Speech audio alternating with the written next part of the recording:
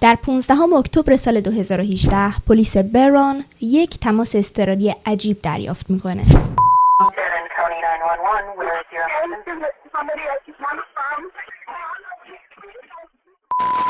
در واقع فقط 10 دقیقه طول میکشه که پلیس ها به صحنه جرم برسند. تماس از یک کلبه جنگلی چوبی گرفته شده بوده، در داخل جنگل کاملا منزوی احاطه شده با درختان و به محض اینکه اونجا میرسند متوجه میشن که یک چیزی درست نیست.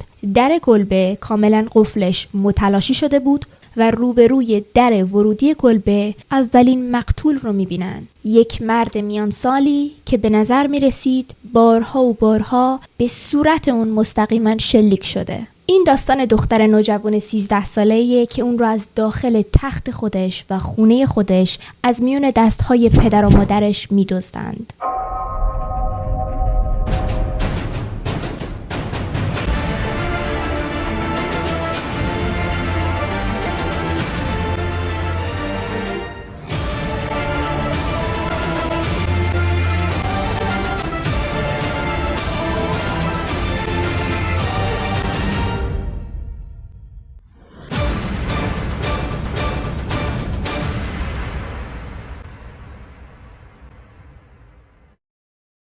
بچه‌ها من این انگشتره رو خیلی دوست دارم، میخواستم بهتون نشون بدم اما خیلی سر صدا میکنه. تو میکروفون صداش میاد. پس انگشتر بی انگشتر. همراهان کانال چای و جنایت، سلام، من الی هستم. به کانال خودتون خوش اومدید. جمعتون بخیر. امیدوارم که لیوانای چایتون آماده باشه. این از لیوان من. قبل از شروع ازتون میخوام که اگر هنوز کانال رو سابسکرایب نکردید، لایک نمیکنید، کامنت نمیگذارید، این کار رو بکنید چون من جواب تک تک کامنتاتون رو میدم.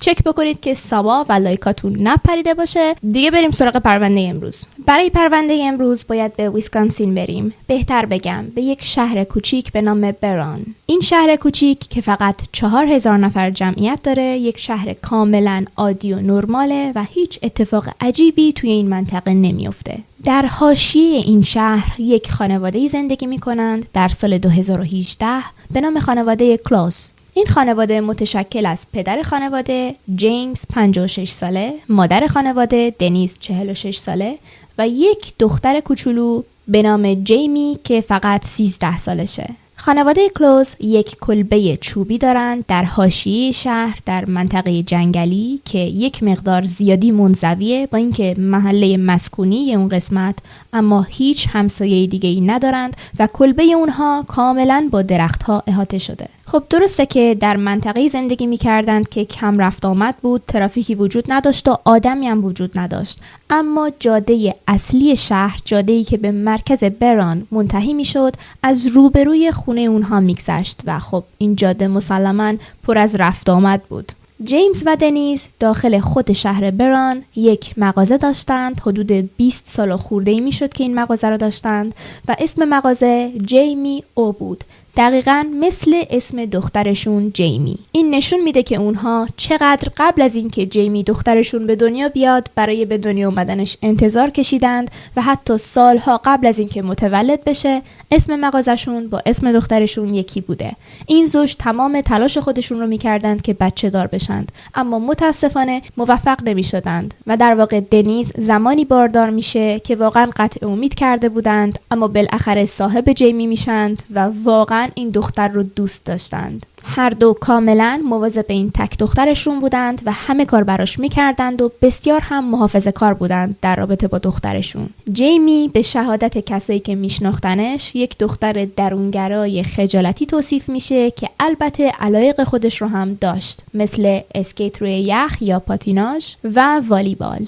این خانواده کلوز یک خانواده نسبتاً شناخته شده توی شهر بودند به خاطر اینکه خب توی مرکز شهر مغازه داشتند و به محض اینکه یک فعالیت اجتماعی توی شهر کوچیکشون روستاشون انجام میشد برای جشنی، سالگردی، ایونتی، چیزی، اینها همیشه شرکت میکردند و همیشه نفرات اولی بودند که توی رویدادها حضور داشتند. همونطور که شنیدید کسی که تماس اضطراری رو با پلیس گرفته بود موفق نمیشد که خودش رو خیلی خوب توضیح بده و بعد از چند دقیقه هم صدای یک جیغ شنیده میشه و تماس تلفنی قطع میشه. پلیس ها که از این تماس نگران شده بودند این جیغ زدن و قطع شدن ناگهانی تصمیم میگیرند که به صحنه‌ای برند که از اونجا تماس میگرفتند. در واقع فقط 10 دقیقه طول میکشه که پلیس ها به اونجا برسند. تماس از یک کلبه جنگلی چوبی گرفته میشد که کاملا احاطه شده توسط درخت ها بود و یک کلبه منزوی بود و پلیس ها به محض اینکه اونجا میرسند متوجه میشن که یک چیزی درست نیست، برای اینکه در ورودی کلبه قفلش منفجر شده بود، یعنی کاملا از هم پاشیده بود و روبروی در ورودی یک مرد افتاده بود. یک مرد میان سال با صورت روی زمین افتاده بود در دریاچه‌ای از خون خودش و پلیس ها متوجه شدند توی صورت مرد مستقیما شلیک شده و صورتش کاملا متلاشی شده بود. پس وارد کلبه میشن و یه چرخی میزنند. متوجه میشن که یکی دیگه از درهای داخل خونه هم قفلش متلاشی شده. قفل در حموم و دستشویی توی اتاق خواب. داخل حموم اتاق خواب میشند و متوجه میشند که داخل وان توی دستشویی جسد یک زن میان سال افتاده که اون رو هم بارها و بارها مورد اصابت گلوله قرار دادند. اما فقط این نیست. در دقایق آینده متوجه میشند که یک نفر در صحنه جرم حضور نداره.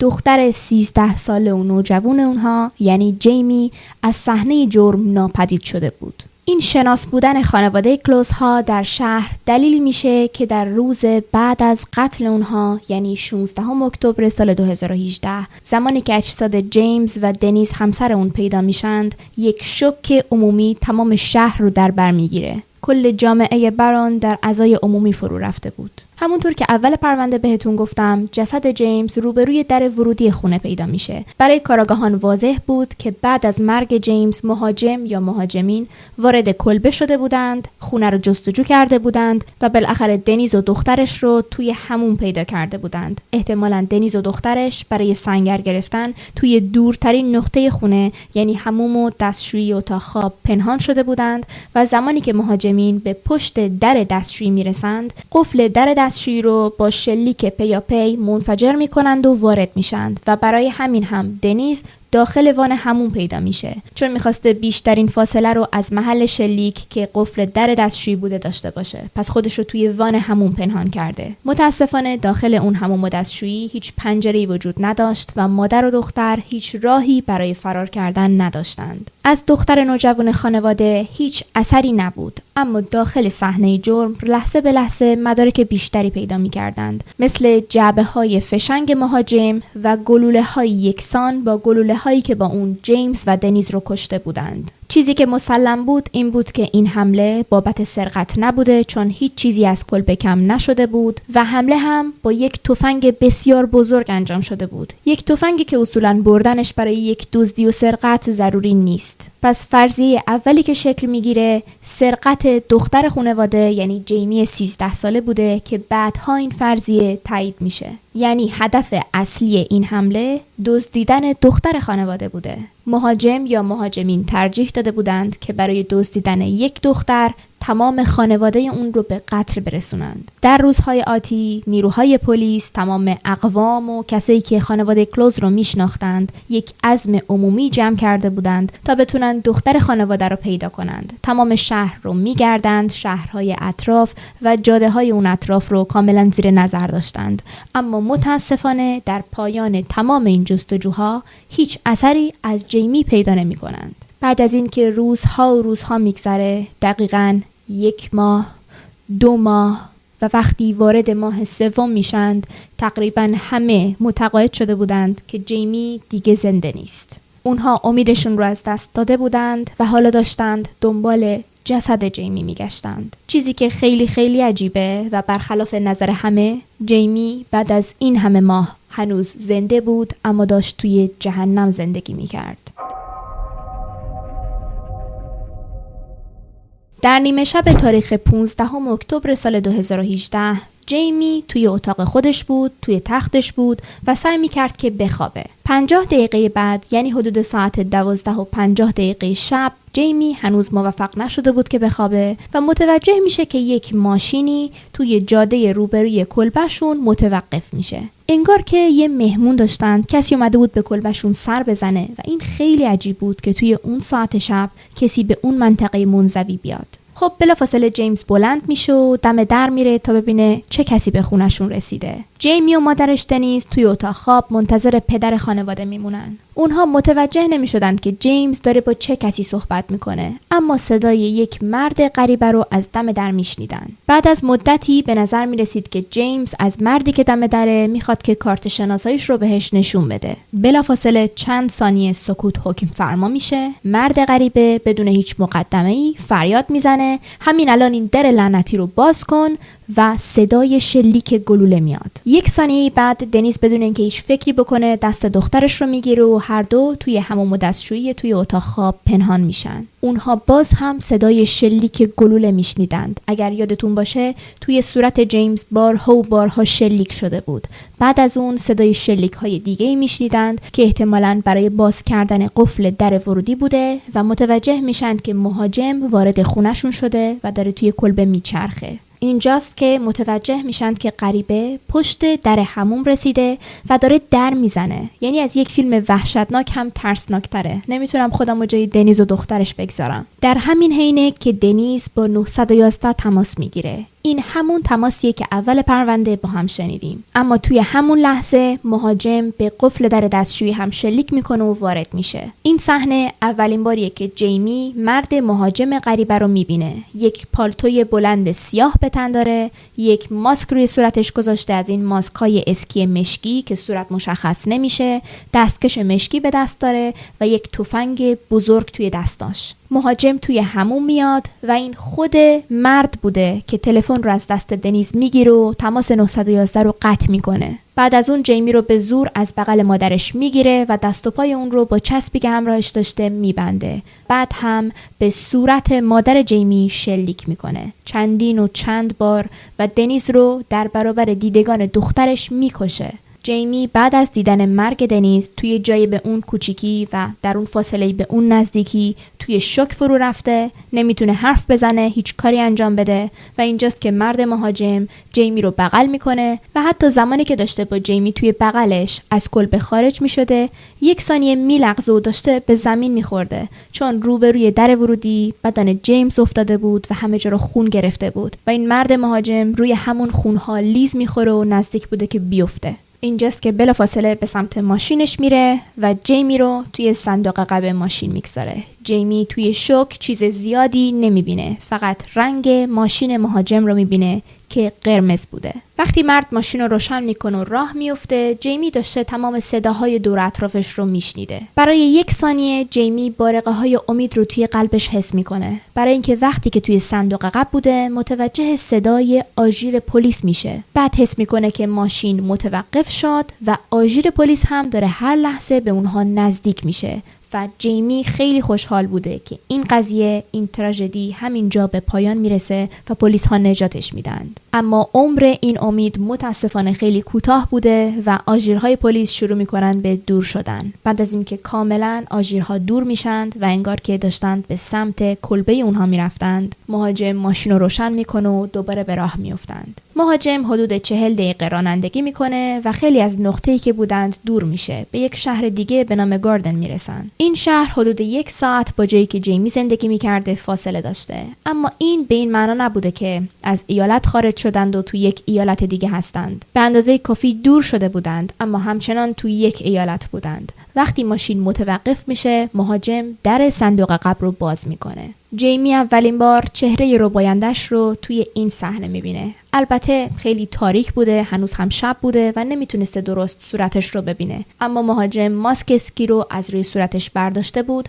دوباره جیمی رو بغل میکنه و اون رو داخل یک کلبه دیگه میبره. جیمی در همون لحظات محدودی که توی بغل مهاجم بود میبینه که یک جای واقعا در هیچ کجا هستند. یک کلبه منزوی و تک و تنها اونجاست. اطرافش هیچ جاده‌ای، هیچ مغازه‌ای، هیچ آدمی، هیچ خونه‌ای وجود نداره و کاملا اونجا در میان ناکجا آباد تنها هستند. اطراف کلبه پر از درخت و جنگل بوده و جیمی میدونسته که حتی اگر داد بزنه و سعی کنه فرار کنه هیچ کس به فریادش نمیرسه. وقتی داخل کلبه میرسند و چراغا رو روشن میکنند، جیمی بالاخره صورت ربایندش رو دقیق میبینه و متوجه میشه که این کسی که اون رو بوده حتی یک مرد نیست، بلکه یک پسر خیلی جوان در اوایل دهه 20 سالگیش. در دقایق آینده پسر توی خونه وقتش رو برای بستن تمام سوراخ سنبه‌های کلبه، تمام پنجره‌ها و درها صرف میکنه و بعد از اینکه همه راه‌های فرار رو مسدود کرد،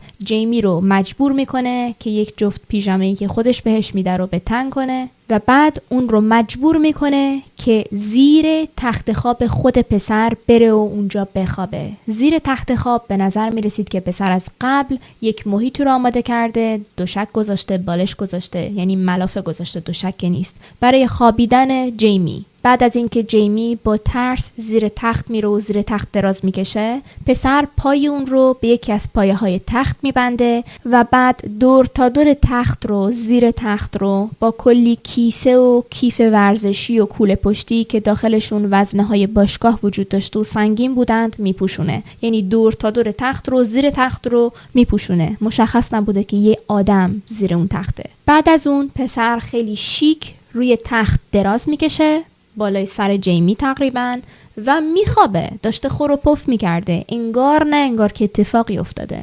خب مسلما جیمی اون شب خوابش نمی برده. همینطور مستقیم زیر تخت دراز کشیده بود و داشته فکر میکرده. هر کسی جای جیمی بود نمیتونست بخوابه. شما تصور کنید که ساعت 12 شب توی خونه خودش با پدر و مادر خودش توی تخت خودش رفته تا بخوابه. بعد از فقط 1 ساعت تمام زندگیش از این رو به اون رو شده. مهاجمی پدر و مادرش رو کشته، خودش رو هم دزدیده و به یک جهنم این چنینی آورده و اون رو زیر یک تخت بسته و جیمی نمیدونسته که چی به سرش میاد. از طرفی جیمی نمیتونست فرار بکنه، چون اگر ذره‌ای تکون میخورد پسر متوجه سر و صداهای زیر تخت میشد. از صبح روز بعد جیمی متوجه میشه که قرار نیست که از زیر اون تخت بیرون بیاد. ساعات بسیار محدودی پسر بهش اجازه میداد که از زیر تخت بیرون بیاد و همون ساعات محدود هم پسر متاسفانه جیمی رو مورد ضرب و شتم قرار میداد. اون رو هر روز کتک میزد به بهانه‌های مختلف. هر بار به نظر پسر جیمی داشت یک کاری رو میکرد که اشتباه بوده و لایق کتک خوردن بوده، یا جیمی سعی میکرد که فرار بکنه و حتی بعضی وقتا این پسر جیمی رو باز میکرد، پاش رو باز میکرد و میذاشت که از زیر تخت بیرون بیاد، حتی در اتاق رو باز میگذاشت و وانمود میکرد که از خونه رفته و نیست. اینطوری میخواست جیمی رو غافلگیر کنه. به محض اینکه جیمی از اتاق خارج میشد و به نشیمن میومد، پسر بالا سرش میومد و دوباره به این بهانه بارها و بارها کتکش میزد. اکثر روزهای جیمی به همین صورت میگذشت. پسر اون رو درازکش زیر تخت به مدت 12, 13, 14 یا حتی 15 ساعت نگه می داشت، بدون اینکه به اون حتی آب و غذایی بده و حتی اجازه بده که به دستشویی بره. شما تصور کنید که توی اون چند سانت محدود چقدر برای جیمی وحشتناک بوده که روزها و روزها دراز بکشه و هر وقت که پسر عشقش بکشه اون رو از زیر تخت بیرون بیاره و بهش اجازه بده که به دستشویی بره یا غذای بسیار مختصری بده در حد اینکه زنده نگهش داره. کاملا مشخص بود که هدف پسر اینه که جیمی رو ضعیف نگه داره و به اون آب و غذا نده تا اون هم نتونه فرار کنه و در برابرش مقاومت داشته باشه. جیمی در تمام اون روزها چیزی برای پوشیدن نداشت به جز همون پیژامه‌ای که پسر بهش داده بود و در تمام مدت هم کفشی به پا نداشت، چون مستقیما اون رو از تخت خوابش دزدیده بودند. اما یک نکته بسیار عجیبی در این پرونده وجود داره که در تمام منابع موثق این پرونده نوشته شده که روی جیمی خشونت جنسی اعمال نشده، با اینکه انگیزه نهایی این آدمربایی انگیزه جنسی و محرک جنسی اعلام شده. مشخص نیست که منظور از محرک جنسی چیه. شاید فقط داشتن جیمی توی خونش برای پسر خود اروتیک یا برای خود ارضایی بوده و یا شاید فقط براش فانتزی جنسی مطرح بوده که داشتن یک دختر کوچیک که زیر تخت خواب اون دراز کشیده به اون لذت جنسی میداده. اما در تمام منابعی که داشتم میخوندم به هیچ خشونت جنسی اشاره نکرده بود. اما این اجازه رو بدید که بگم راجع به این پرونده جزئیات زیادی منتشر نشده. حالا جلوتر بهتون میگم که چرا. به هر حال میدونم که باورتون نمیشه، اما این منوال برای 88 روز ادامه داره. 88 روز تمام در همچین شرایطی. گفتنش راحته 88، اما 3 ماه تمام، تقریبا 3 ماه تمام جیمی در این شرایط زندگی میکرده. در جهنم بوده علنا. تمام روزها به همین منوال میگذشته، به جز استثناهایی که وجود داشته در روزهایی که پسر مهمون داشته، افراد دیگه‌ای به کلبش می اومدن و در این صورت هم قبل از اینکه مهمونی برسه، کسی به کلبه بیاد، پسر به اندازه کافی جیمی رو کتک میزده، میترسوندتش از سر و صدا کردن، از فرار کردن. به اندازه کافی ازش زهر چشم میگرفته که سر و صدا نکنه، فرار نکنه، توجهی جلب نکنه و اون رو زیر تخت میبسته. دور تخت رو پر از کیسه و کیف و کوله ورزشی و وزنه سنگین میکرده. در اتاق رو میبسته و در تمام مدت توی اتاق نشیمن موزیک رو تا ته زیاد میکرده تا اگر یک صدای کوچیکی هم شنیده میشه داخل موزیک گم بشه. و در تمام مدتی که مهمون داشته این استراتژی پسر هم جواب میداده و اونها هیچ متوجه نمی شدند که داخل یک خونه‌ای هستند که این پسر یک گروگان داره. بعد از اینکه حدود 10 روز میگذره، جیمی دیگه کاملا از فرار کردن ناامید شده، دلسرد شده و فکر میکرد که دیگه هیچ وقت نمیتونه از اینجا بیرون بیاد. البته دستکاری های ذهنی پسر و تلقینهاش هم بیفایده نبوده. اون در حدی جیمی رو ترسونده بود که در روزهای آتی وقتی که پسر حتی از کلبه خارج میشد، اون از زیر تخت بیرون نمی اومد، حتی نمی رفت توی اتاق نشیمن و تمام مدت رو درازکش زیر تخت پسر دراز می کشید. چون می ترسید که دوباره کتک بخوره، مطمئن نبود که پسر واقعا جایی رفته یا دوباره منتظرشه که غافلگیرش بکنه. اما در همون حین جیمی یک نقشه هوشمندانه‌ای توی ذهن 13 ساله خودش میکشه. تصمیم میگیره که با اون چه که پسر ازش میخواد مقابله نکنه و اعتماد و توجه پسر رو به دست بیاره. اون شروع میکنه به خودش رو مورد اعتماد نشون دادن، رفتارهای امن میکرده، سعی میکنه که بهش نشون بده که دیگه نمیخواد فرار کنه و حتی شروع میکنه به صحبت کردن با پسر و حتی سوال پرسیدن ازش. این رفتارا یکم جواب میده. پسر بهش اجازه میداده که گاهی اوقات توی نشیمن بچرخه یا هر وقت که نیاز داره به دستشویی بره، نه هر وقت که پسر دلش میخواد بهش اجازه بده. اما تمام این صحبت‌ها و تلاش‌هاش نتیجه میده و جیمی بالاخره موفق میشه که اسم و نام خانوادگی پسر رو بدونه. این پسر جیک پترسون نام داشته. خب دیگه موهای من داره دیوونم میکنه. جیک در اون زمان یک پسر 21 ساله بود که متولد همون شهر گوردون بود. اون سالهای تولدش رو با خانواده‌اش، یعنی با خواهر و برادر بزرگترش و مادر و پدرش توی اون کلبه گذرونده بود. جیک زندگی نسبتاً خوبی رو داشته تا زمانی که در سال 2008 مادر و پدر اون از هم طلاق میگیرند و مادر اون تصمیم میگیره که با شریک زندگی جدیدش به یک ایالت دیگه نقل مکان بکنه. جیک همراه با خواهر و برادرش توی همون کلبه میمونه و با پدرشون زندگی میکردند. اما کم کم خواهر و برادر اون بزرگ میشن و کار و زندگی خودشون رو پیدا میکنند و از خونه میرن و از کلبه خارج میشن. هر کدوم به شهرهای مختلفی رفته بودن تا زندگی جدیدی رو شروع کنن. زمانی که جیک در سال آخر دبیرستان بوده، پدر اون هم تصمیم میگیره که از کلبه بره و با دوست دختر جدیدش به یک شهر دیگه نقل مکان بکنه. و اینجاست که خونه پدری، یعنی اون کلبه‌ای که راجبش صحبت میکردیم در گوردون، متعلق به جیک میشه. یعنی شما فکر کنید که یک پسر دبیرستانی، یعنی هنوز مدرسه‌ش رو هم تموم نکرده، مجبور شده که به تنهایی توی خونه پدری زندگی بکنه بدون اینکه هیچ کس روی اون کنترلی داشته باشه.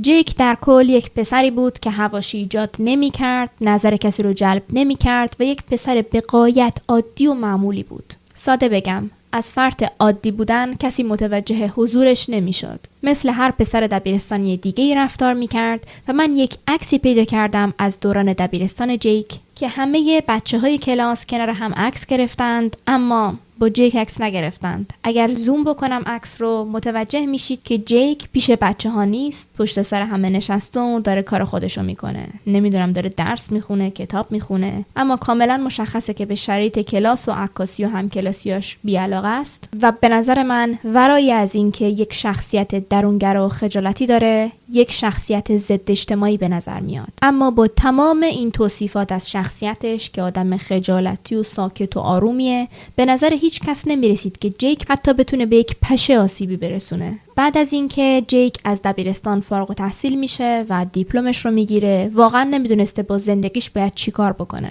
پس تصمیم میگیره که به ارتش ملحق بشه.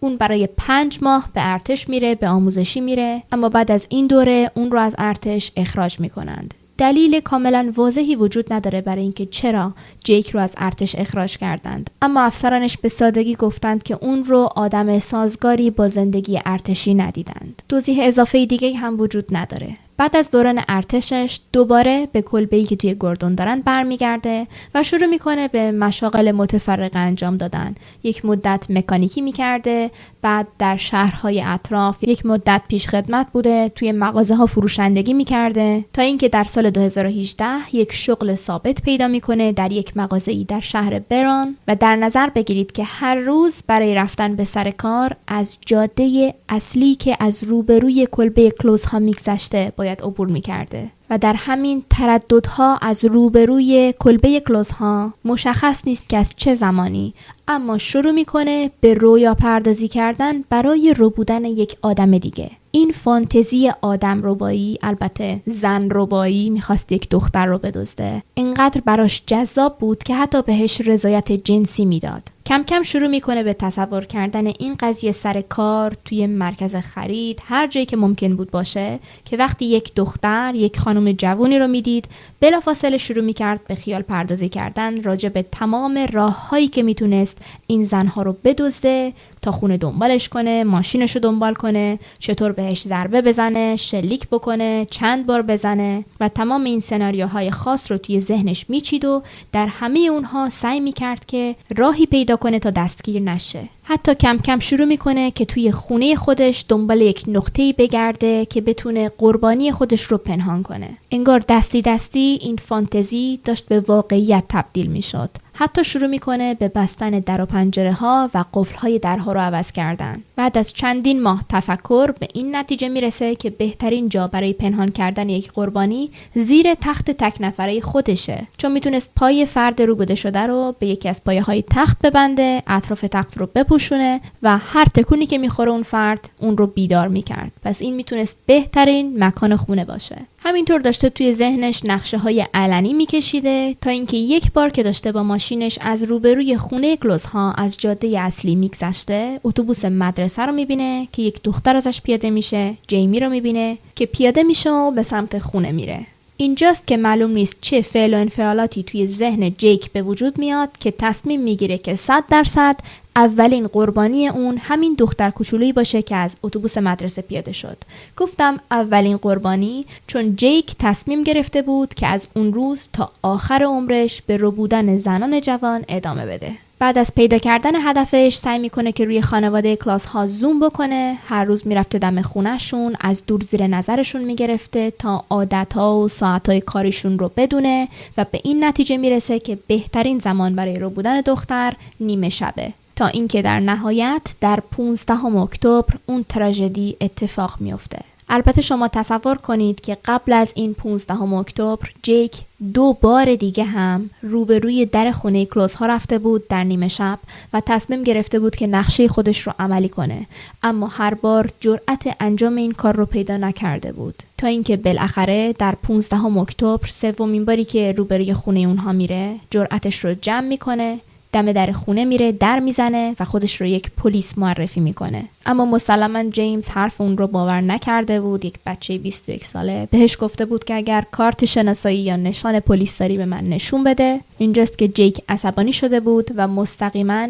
توی صورت جیمز شلیک کرده بود از همون پشت شیشه در ورودی. بعد هم توی خونه رفته بود و با کشتن مادر جیمی اون رو بوده بود. اگر یادتون باشه زمانی که جیمی توی صندوق عقب بود در یک لحظه امید پیدا میکنه که پلیس ها دارن بهشون نزدیک میشن، چون صدای آژیر مسیرهای اونها رو میشنیده. شما تصور کنید که جیک انقدر روی نقشه خودش تمرکز کرده بود که تمام اون راه اصلی جاده روبروی خونه کلوز ها رو میشناخت و در جنب جاده یک راه فرعی، یک نقطه کور پیدا کرده بود که زمانی که متوجه میشه که پلیس ها دارن نزدیک میشن، ماشینش رو توی اون نقطه کور پارک میکنه، یعنی ماشین متوقف میشه و ماشین های پلیس از کنار این ماشین میگذرند و ماشین جیک رو نمیبینن. برای همین بود که جیمی توی صندوق عقب فکر میکرد که ماشین متوقف شده و الانه که پلیس ها بهشون برسن، اما یکهو آژیر پلیس ازشون دور میشه و به سمت خونه اونها میره. برای اینکه اصلا پلیس ها ماشین رو ندیده بودند.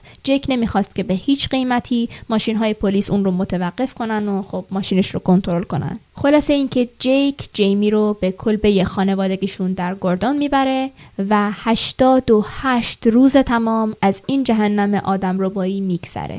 تصور کنید که در تمام این ماه‌ها پلیس‌ها، اقوام جیمی، مردم همه دنبال این دختر میگشتند و کلی آگهی توزیع کرده بودند، با عکس جیمی توی رسانه‌ها راجبش صحبت می‌کردند و خلاصه توی ویسکانسین کسی نبود که چهره جیمی رو ندیده باشه. به رسم تمام پرونده‌های جنایی دیگه خیلی‌ها با اونها تماس می‌گرفتند و میگفتند که جیمی رو در نقاط مختلف دیدند، اما هیچ کدوم از این تماس‌ها و گزارش‌ها پلیس‌ها رو به جیمی نمیرسونه. خلاصه اینکه هیچ کس موفق نمیشه که به تیم تحقیقات یک مدرک و سرنخ مهم بده و حتی 20 روز بعد از مفقودی جیمی پلیس ها یک فردی رو دستگیر میکنند که انگار به منزل کلوز ها رفته بود تا سرقت انجام بده. در ابتدا پلیس ها فکر میکردند که شخص درستی رو دستگیر کردند و همین فرد تمام خانواده جیمی رو به قتل رسوند و خود جیمی رو هم دزدیده.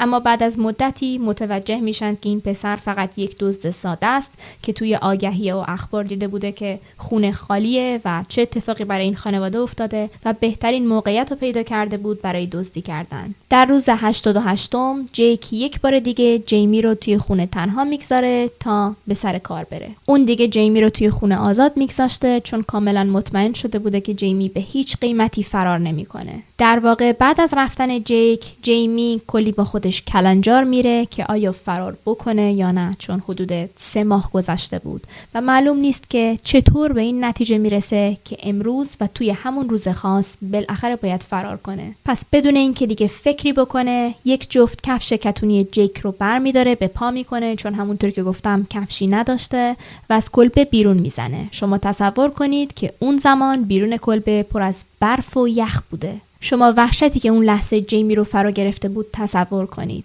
در یک ناکجا آباد، یک منطقه‌ای که هیچ ماشین و خونه و آدمی نیست، توی برف‌ها، یک منطقه وسیع و توی اون سرما، بدون هیچ لباس سنگینی، با لباس‌های کمی که به تن داشته و روزها هم زیر تخت دراز کشیده بوده، عضله‌هاش تحلیل رفته، مدت هاست که غذا و آب خوبی نخورده، با بدن کاملا کثیف و با هر قدمی که بر می داره توی کفشای بزرگ جیک داره برف میره، حتی جوراب به پاش نداره. و دوباره تکرار میکنم که توی اون سرما و برف سنگین لباسهای کمی به تن داشته، مثل یک استرچ، یک لگینگ به پا داشته و یه سویشرت هم به تن. با این اوصاف شروع میکنه به جلو رفتن به سمت جاده‌ای که نمیدونسته به کجا میرسه. هر قدم براش دشوار بوده، میلغزیده، تلو میخورده، توی کفشاش برف میرفته، میافتاده. مسلماً کتونی هم کفش درستی برای برف نوردی نیست. تا اینکه همینجور که داشته توی جاده میرفته، یک خانومی به نام جین ناتر که داشته با سگش پیاده روی میکرده توی محوطه باز، یکهو متوجه یه دختر عجیبی میشه که داره از دور به سمتش میاد. جین ناگهان متوجه میشه که این دختر شرایط خیلی عجیبی داره. توی اون سرما بدون کاپشن داره تلو میخوره و حتی بدون دیدن صورتش متوجه شده بود که این دختر نیاز به کمک داره. به سمت دختر میدوه. به محض اینکه به 10 متری دختر میرسه و چهرش رو میبینه، اون رو میشناسه که این جیمی کلاز دختریه که تمام ویسکانسین به دنبالش هستن. جیمی به جین میگه من جیمی هستم و خانوم بهش میگه که نیازی نیست به من بگی، من میشناسمت. دومین چیزی که جیمی به جین میگه کسیه که اون رو بوده و اون رو زندانی کرده در تمام این مدت کسی نیست به جز جیک پاترسون. وقتی این حرف رو میزنه جین واقعا سر جاش خوش میشه، جا میخوره، برای اینکه اون به خوبی جیک رو میشناخته. توی اون منطقه کلا آدمای زیادی توی کلبه ها زندگی نمیکردند و خانم جین هم تمام عمرش رو توی گوردون زندگی کرده بود و مسلما جیک رو میشناخت. از اونجایی که خانم جین متوجه میشه که کلبه خودش نزدیکترین کلبه به محل زندگی جیک، تصمیم میگیره که جیمی رو به خونه خودش نبره، چون فکر میکرده که یک محل ناامنه و اولین جایی که جیک برای دنبالش گشتن میاد به خونه خانم جینه. برای همین اون رو به خونه یک همسایه دیگه میبره، اما به جیمی هیچی نمیگه، نمیخواسته بترسونتش. این دو نفر به کلبه همسایه سوم میرند، خانومی به نام کریستیان. اون زمانی که داشتن توی راه به سمت این کلبه میرفتن زمان خیلی سختی براشون بوده، چون توی برفا جیمی همچنان نمیتونسته خیلی خوب گام برداره با کفشای به اون بزرگی و توی اون سرما و همینجوری هم داشته تیک تیک میلرزیده. من نمیدونم چرا این خانم جین بلافاصله با پلیس تماس نگرفته، اما به هر حال اون دقایقی که داشتن به سمت کلبه خانم کریستین میرفتند بدترین دقایق برای هر دوشون بوده، چون خانم جین هم میترسیده که جیک سر برسه. بالاخره به جایی میرسند که خانم کریستین با همسرش پیتر و 2 بچهشون اونجا زندگی میکردند. همه هم خونه بودند خوشبختانه. اونجاست که بالاخره به جیمی آب و غذا میدند و با پلیس تماس میگیرند. در مدتی که توی کلبه بودند خیلی نگران بودند که جیک سر برسه، چون در تمام مدت سال توی همچین فصلی 3 خانواده توی اون منطقه زندگی میکرد: جیک، خانم جین و سگش هنری و خانواده خانم کریستین، و میترسیدند که جیک جلوی در ورودی این کلبه بیاد و قبلا هم نشون داده بود که هیچ ترس و ابایی از کشتن افراد بالغ برای دزدیدن جیمی نداره. اون 20 دقیقه‌ای که رسیدن پلیس ها طول میکشه به کلبه برای همه مثل 20 سال میگذره. زنها و بچه ها به زیر زمین میرن همراه جیمی و آقای پیتر روبروی در ورودی با یک تفنگ بزرگ شروع به نگهبانی میکنه. به محض اینکه پلیس ها میرسند و به جیمی امداد رسانی میکنند، پلیس ها شروع میکنند به گشتن منطقه برای پیدا کردن جیک. اما نیاز نبوده که زیاد بگردند. حدود 10 دقیقه دورتر از کلبه خانم کریستیان جیک رو میبینند که با ماشین قرمزش داره آروم آروم توی جاده رانندگی میکنه. تو اون سرما شیشه رو پایین کشیده و داره اطراف رو نگاه میکنه، انگار که دنبال یک چیزی میگشته. یعنی شما تصور کنید که اگر یکم دیرتر خانم جیمی رو پیدا میکرد چه اتفاقی میافتاد. جیک دقیقاً داشته توی همون جاده رانندگی میکرده که جیمی از اون جاده فرار کرده بود و خانم جین رو دیده بود. به محض اینکه جیک رو به اداره پلیس میبرند، اون بلافاصله به تمام کارهایی که کرده بود اعتراف میکنه. میگه که بله من بودم، من دزدیدم، و حتی اعتراف میکنه که میخواسته چندین بار دیگه هم آدمربایی انجام بده که وقتی جیمی رو دیده که از اتوبوس مدرسه پیاده شده تصمیم گرفته که فانتزی عجیبش رو روی اون انجام بده. حتی میگه که از تمام مراحل آموزشی ارتش در اون 5 ماه برای آدمربایی استفاده کرده که دستکش پوشیده، ماسک گذاشته، میدونسته چطور باید با اسلحه کار بکنه و حتی موهای سرش رو تراشیده بود برای اینکه هیچ مویی توی صحنه جرم نیفته و هیچ اثری از DNA اون پیدا نکنن. یعنی اگر جیمی با تمام اون عزم و شجاعت نمیخواست فرار بکنه، به نظر من هرگز پلیس ها نمیتونستند جای جیمی رو پیدا بکنند، چون جیک یک آدمربایی کاملا دقیق رو برنامه ریزی کرده بود و احتمالاً بعد از اینکه جیک کارش باهاش تموم میشد، جیمی هم مثل پدر و مادرش کشته میشد و بارها و بارها دخترهای دیگه میتونستند گروگانهای جیک باشند. از اونجایی که جیک اعتراف کرده بود خیلی دادگاه پیچیده‌ای نداشت. در 14 ژانویه سال 2019، ببینید پرونده چقدر جدیده، جیک رو به اتهام قتل درجه اول به 2 حبس ابد محکوم میکنند. چیزی که وجود داره اینه که خوشبختانه جیک دیگه هرگز از زندان خارج نمیشه. جالبه که بعدها زمانی که پاترسون با خبرنگار تلویزیونی مصاحبه کرده بود، به یک سری تعداد سوال در مورد این آدمربایی پاسخ میده و گفته که در زمانی که جیمی پیشش توی کلبه بوده با هم دوستای خوبی بودند، تلویزیون تماشا میکردند، تنیس روی میز بازی میکردند و راجع به همه چیز نظر میدادند و حتی با هم آشپزی میکردند و کیکای خونگی درست میکردند. یعنی انگار نه انگار که این دختر رو برای 3 ماه تمام شکنجه داده. خیلی ها معتقدند که از اونجایی که اسم جیک به عنوان یک مجرم جنسی ثبت شده، مقامات فقط برای محافظت از جیمی راجع به تجاوز جنسی صحبتی نکردند و فقط راجع به خشونت فیزیکی